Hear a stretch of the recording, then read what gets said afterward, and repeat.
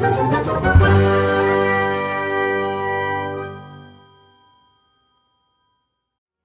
day, interwebs. It's Andy again with Andrigan Gaming. I'm back for another nostalgia roller coaster of Final Fantasy XI. I'm stepping back in the world of Vana'diel today, and I want to talk about a system that is relatively new.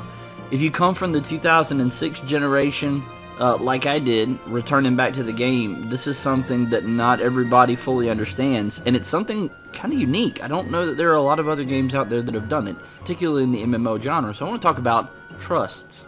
Trusts, also known as alter egos, are basically a way to allow this game to continue to live in 2018. So let me explain to you what I mean by that. In the initial phases of Final Fantasy XI, back in 2002, 2003, when I started playing, getting anywhere in this game required extensive amounts of time playing with at least 5 other people to create groups. So the way this game functioned was you stood around in a city and you kind of called out that you were looking for a group to people in that city and let them know that you were trying to create an experience points party. So at that point, once you finally found enough people, and that makes it sound so much simpler than it was, once you found a proper group, you would all get together, and then everyone would have to go to a specific place in the world to try to begin to just chain pull enemies until they got a level up. And that sounds simple too, but it really could take hours, even days, to be able to get a level after you got into the 60 range in this game. It was not a fast process. And given the fact that each enemy that you killed, if you continued to kill enemies, netted you an experience points chain, which it still does, but back then it mattered a whole lot more, you would just pull enemy after enemy after enemy. Some of my oddly most fond memories of this game were coming home on Friday afternoons from work and stocking up on energy drinks and going and sitting down at my PC at about 7 o'clock at night, because I had what's called a static group that I did experience parties with every single weekend, and we would literally all get together. We had the perfect party formation. We had a tank, a healer, a support, and then 3 DPS, and we all played together every single week, same people. It was like a scheduled thing. And so Friday night, I'd crack open a couple of full throttles, shameless plug, and I would just begin to pull enemies over and over and over again. And the reason that I developed the static party was because back in those days, getting to max level meant something. It wasn't like it is now where 99 is the whole game. Back then, getting to level 75 was a huge part of the game. And so I say all that to say, when the game's population slowly began to decline and people began to not play this game anymore because newer, more streamlined games such as World of Warcraft and Star Wars The Old Republic and, you know, games like that were coming out in that generation, sitting around for hours in a town shouting for other people to play with you kind of became obsolete. So Square finally realized, wait a minute, we've got to do something here, because the people that are in our game are not going to be able to continue to play if the population decreases to the point where they can't continue to gain experience points, and they knew that would kill the game. So what they did was they created the trust system. Now, personally, I think the trust system is absolutely amazing, because what the trust system allows you to do is go back and play content that used to be completely inaccessible unless you had a whole slew of friends in the game, and you can just demolish it now, particularly if you're level 99. So let me explain how that works. In order to start the trust system quests, you need to be level 5. Alright? And I'm going to walk you through a little bit of this. I'm just going to do some running since I'm going to be talking the whole time anyway. So to begin the trust quest, you need to be level 5. And in your nation, you're going to go and you're going to find the trust NPC. So right now, I'm going to walk you through the Bastok version of it again, because Bastok is my home and I'm repping it. So in Bastok, you're going to be looking for a Galkan named Clarion Star. And when you come over to Clarion Star, which he's right here in Port Bastok, I have my home point set over next to the residential area over there, but you can run across the bridge and come over here, and Clarion Star sits right here at about K7. So what you'll do is, if I'm not mistaken, and again, you'll forgive me, I did this quest a year and a half ago, I think. You're going to walk over to Clarion and you're going to talk to him after you've hit level 5, and he's going to tell you the whole spiel about alter egos and quests for obtaining alter egos and all that stuff. You're going to talk to him, and he is going to give you access to your first trust, alright? Now that varies depending on what nation you're in. How are you finding those alter egos? Need an explanation. You know what? Let's do that. What trust is. So his explanation is trust is a new category of magic developed and announced by the Juno Institute of Magical Studies. Though it is a magic of sorts, unlike ordinary spells, it does not require mana.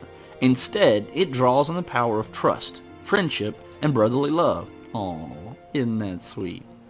Friendship, of course, crosses all boundaries. This is starting to feel like an episode of My Little Pony.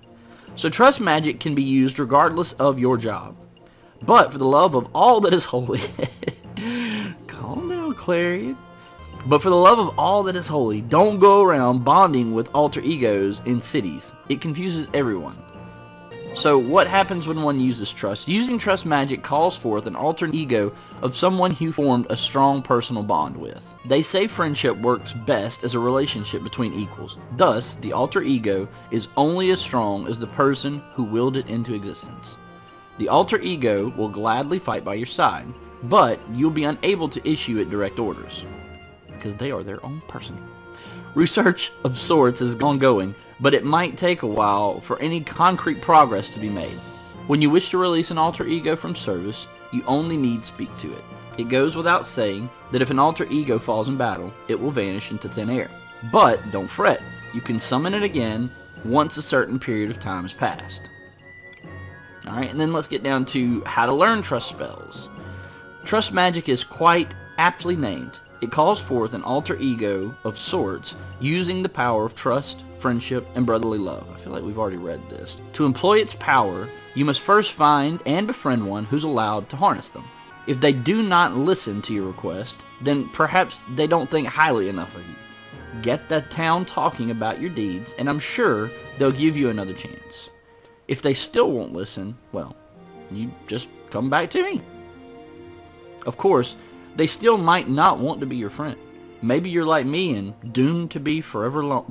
Oh, no, he didn't. Forever alone. Galka is forever alone. Oh, that's sad. Oh, there is another way to utilize this magic. There are ongoing investigations of sorts into how to call forth an alter ego without directly meeting the person. Okay. It takes a little something special, but if you find a scroll with this exceptional ability, all you need to do is give it to me. That being said, this is a great explanation of how ciphers work. So the scroll that he's talking about, they're called trust ciphers. And you're going to pick those up by doing Rhapsody's quests, which we're going to get into later, by completing story content, and then the coolest way, in my opinion, to pick up a ton of trusts is every once in a while they'll do the alter ego Bonanza or whatever it is. So what happens is, back over here next to the residential area where we started off, you're going to go back inside this little cubby hole. And just so you guys are aware, I'm sure Sandy and Windhurst have the exact same type of vibe, but this is a great little spot to set as your home point because there's a lot of stuff going on in this little area right outside of the residential area. So there's a greeter Moogle right here, alright? And at different parts of the year, different months, things like that, you can exchange your login points on login campaigns with let's see, check and exchange points. I don't think there are any going out this month. Yeah, so there aren't any this month, but last month their alter ego thing was going on where you could get a bunch of them. And I got super lucky and I was able to trade in my login points here with this greeter Moogle and got a ton of alter egos for like 100 login points apiece, which is unbelievable. I'm going to show you a few of those. So some of the ones that I picked up, and this is my trust magic list, by the way. I picked up my favorite, Shantoto 2, which is an incredibly strong black mage that will magic burst on just about anything. I picked up old Rug here, and he's a pretty awesome tank that does some pretty good damage as well while he's fighting. So anyhow, getting back to what trusts are. So you get to level 5, you go to your city, and you want to unlock it, all right, by talking to Clarion Star or whoever it is that you have to talk to. And once you get done with that, he's going to give you the ability to summon one alter ego. Then you're going to start doing your Records of Eminence. Now, if you're not familiar with Record of Eminence, like I wasn't when I came back to the game, Records of Eminence is an incredible system that Square added into the game to allow players to receive sparks, accomplish major milestone tasks, and complete story content. So it rewards you for doing things that we used to do in the game for free. But the great part about it is, one thing that Final Fantasy XI always lacked was any sort of guidance system.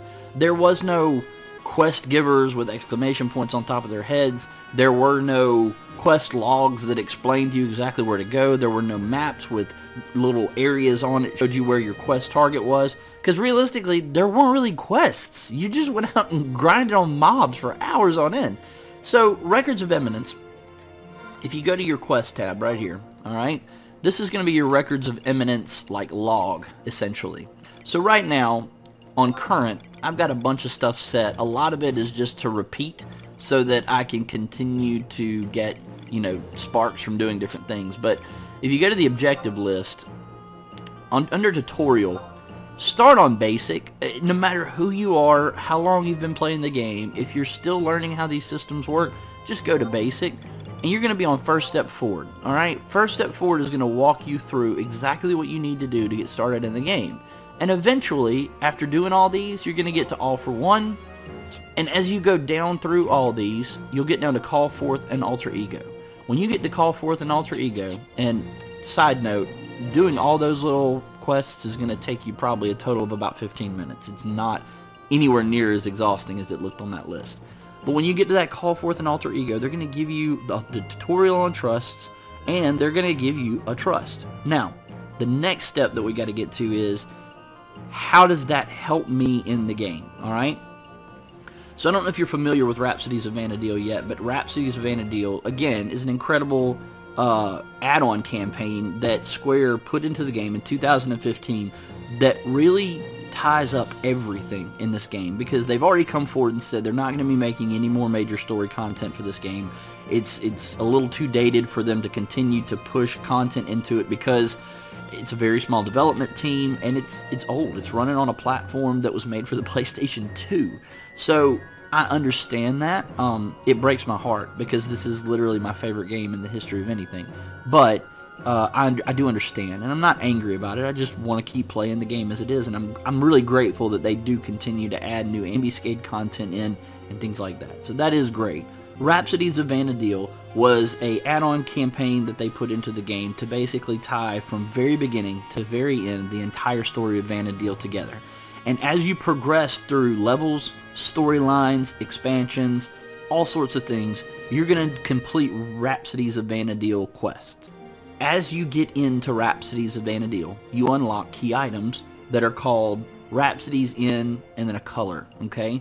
And as you do them, there are certain milestone Rhapsodies in, insert color here, that unlock additional trusts. And eventually you're going to top out with 5 trusts in yourself. Now what that does is equate out to a full party of 6 people that allows you to go out and do those experience grinds just like you did in 2006, but you can do them without having to shout in towns for hours. Now here's the greatest part about trusts. There are trusts that serve as every function of the game. You've got tank trusts, and not only do you have tank trusts, but you have tank trusts that function as a rune fencer, as a paladin, as a ninja, believe it or not. Some of you don't even remember the days whenever ninjas were some of the best tanks in the game. You've got magic users. You've got Shantota that's a black mage. You've got Adelaide that is a scholar. So you've got some ranged users. You've got rangers. You've got corsairs. You've got buffers like red mages and bards. So they give you trusts to fill any function of a party that you don't have. So for me, myself, right now, I decided to torture myself and start playing Blue Mage. And the reason I say torture myself is because I had no idea how complicated learning Blue Magic was going to be. What I do is I just summon a party of people with a tank, a healer, a buffer, and then some light DPS that can kind of help me give the enemy TP so that I can try to learn those spells. But when I was playing as a thief, I liked putting a tank in and then another job that could wear heavy armor so that I could sneak attack, trick attack between the two of them and utilize one of my favorite functions about the thief class. As a samurai, I didn't really need another major melee damage dealer. Well, I say that. I loved using Zed because I wanted to be the one to do that. But here's the thing, if I decide to level a white mage, which I've never had any desire to do before, ever, in Final Fantasy XI, if I decide to level white mage, I can, because what I do is I just summon trusts that fit the rest of the party with a tank and some DPS and a support, and I'm the healer. It's great. It gives you the ability to level on your own and still have fun with it, and I think that's incredible. So the last note that I want to make about trusts is trusts never outlevel you. They don't level when you level, so if you're going to use them, once you level, you're going to have to desummon them and resummon them when you level up. Now here's the thing. If you're doing an experience points party in somewhere like Esha and you're just popping through levels like every few seconds, don't resummon them every time. I mean, it's really pointless because you were killing things exactly the same 2 levels ago as you are now. What I would recommend doing is wait till you get to where the mobs are actually giving you some difficulty, then unsummon and resummon them. Now, a great thing to note about healer and tank trusts is when you unsummon a healer and resummon them, all of their mana is completely refilled. So what that does is that gets rid of that nasty downtime you used to have to spend waiting for your mana to regenerate for 2 or 3 minutes at a time in between pulls. Guys, that's about all I can tell you about trusts right now. I will tell you, as you complete milestones in the game, you do continue to get ciphers that you can trade into the NPCs in the town, and it gives you some great stuff. I know there are a lot of trusts that aren't that useful. I'm just being honest. And then there are other trusts that have functions that are only useful for certain things, okay? Koopa Freed, this guy that I got the other day, he is what they call a passive trust. And basically he's a geomancer, and his entire purpose in being in the party is he gives me a 25% experience boost. Now, don't ask me how I got him. He popped up in my list one day. I can't even remember if I had a cipher for it. I think I did. I think I finished some kind of Records of Imminence thing and his cipher popped up in my inventory. But yeah, he's great because he's basically just a geomancer and he follows you around. He's not targetable. He can't target, so he can't do any damage. So he does take up a spot in your party, but he gives you a 25% bonus experience rate that stacks with rings and with other buffs. So it's absolutely unbelievable. So yeah, you've got different trust things. I encourage you to try them all out. You know, get some trusts, see what you like about them. I've got situational deals where sometimes I like certain tanks. Sometimes I prefer a paladin tank. Sometimes I prefer a ninja tank. I have Gesho, which is a Yagudo tank that is a ninja tank, and he's incredible. But not for everything. Sometimes he can get one shot if it's an enemy that has AoE attacks that kill shadows. So there's trust for everything. Collect them. You can go on to the wikis and find out where to find the trusts, how to gain them. There's still tons and tons of them that I don't have and I'm still working on. But get a bunch of trusts, learn how to use them, enjoy them, and just enjoy the experience that you can get in and play this game in 2018 and have fun with it.